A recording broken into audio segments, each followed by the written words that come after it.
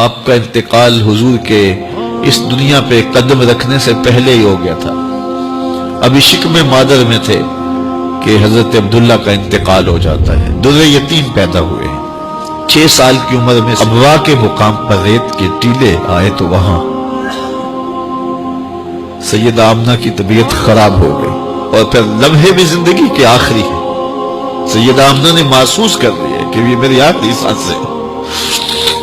سیدہ پاک نے حضور کے سر پہ ہاتھ رکھا اور روتے ہوئے کہا کہ بیٹا ہر نئی چیز نے پرانا ہو جانا ہے، ہر باقی نے فنا ہو جانا ہے. میں بھی جا رہی ہوں. وَذِكْرَ بَاق وَوَلَدْتُ طُهْرًا، لیکن میرا ذکر نہیں مٹے گا، اس لیے کہ تیرے جیسا ستھرا بیٹا چھوڑ کے جا رہے ہیں. یہ آخری لفظ تھے سیدہ پاک کے کہ سیدہ آمنہ سلام اللہ علیہا کا انتقال ہو گیا. خیر حضور ماں سے لپٹ گئے. امی آپ آگے بولتی نہیں ہیں، لیکن خاموش ہو گیا تھا چمن بولتا. حضور نے وہیں پھر اپنی ماں کی تدفین کی. تدفین کے بعد ام ایمن کے ساتھ سواری پر بیٹھ جاتے ہیں اور چمٹ جاتے ہیں ام ایمن کے ساتھ، اور وہ جا کے حضرت عبد المطلب کے سپرد کر دیتی ہیں. تو حضرت عبد المطلب حضور کو آغوش ملے کہ بڑا روئے. ام ایمن سے کہا کہ میرے اس بیٹے کا تم نے خاص خیال رکھنا ہے. اور پھر انہوں نے اتنا خیال رکھا کہ میرے حضور فرمایا کرتے تھے ام ایمن میری ماں کے بعد میری ماں ہے. 2 سال کے بعد حضرت عبد المطلب کا بھی انتقال ہو گیا. ابن حشام کے یہ لفظ سینہ چیرتے ہیں کہ جب امیر قریش کا جنازہ اٹھا تو سارا مکہ جنازے کے لیے امڑ آیا، لیکن لوگوں نے 8 سال کے ایک بچے کو دیکھا جو دیواروں سے لپٹ لپٹ کے رو رہا تھا. آج یہ سہارا بچھن گیا تھا. پھر چچا کی کفالت میں آئے.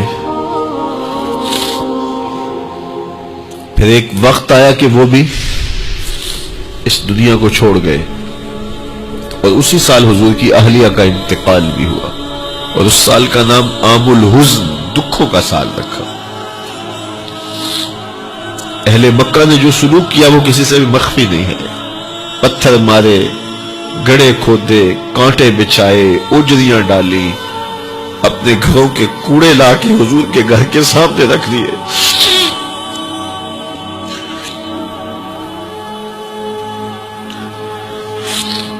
یہ کس چیز کی سزا دے رہے تھے میرے حضور کو؟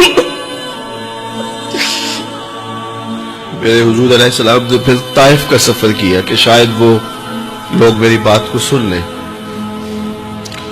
لیکن انہوں نے جو دردناک سلوک کیا وہ بھی تاریخ کا ایک انتہائی دردناک باب ہے.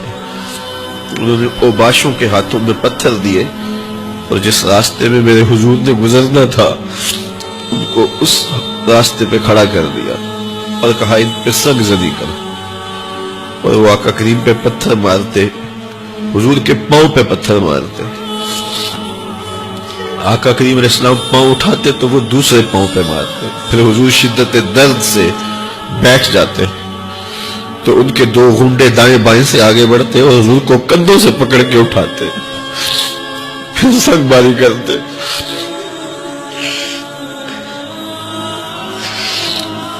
نالین حضور کے خون سے بھر گئے. عذاب کے فرشتے حضور کے پاس آئے کہ اگر آپ بد دعا بول دیں تو ابھی ہم ان پہاڑوں کو جوڑ دیتے ہیں اور یہ طائف کے لوگ پس جائیں گے ان پہاڑوں کے درمیان. آسمان سے پتھر اتریں گے، ان کے سر کچل دیے جائیں جنہوں نے آپ کو دکھ دیے. اب صحابہ جو ساتھ تھے انہیں بھی شدید آرزو تھی کہ حضور ان کے لیے بد دعا کریں، انہوں نے بڑا دکھ دیا. تو پھر حضور کے ہاتھ اٹھ گئے. صحابہ کا خیال یہ تھا کہ ابھی حضور کی زبان کھلے گی اور بد دعا کے لفظ نکلیں گے اور یہ پیس دیے جائیں گے. لیکن جب وہ لب کھلے، وہ پتلی پتلی گلے قدس کی پتیاں، وہ لب ہائے دور جب کھلے تو لفظ کیا تھے؟ اے اللہ میری قوم کو ہدایت دے دے، یہ مجھے جانتی نہیں. اور کہا کہ مجھے ان کی نسلوں سے ایمان کی توقع ہے.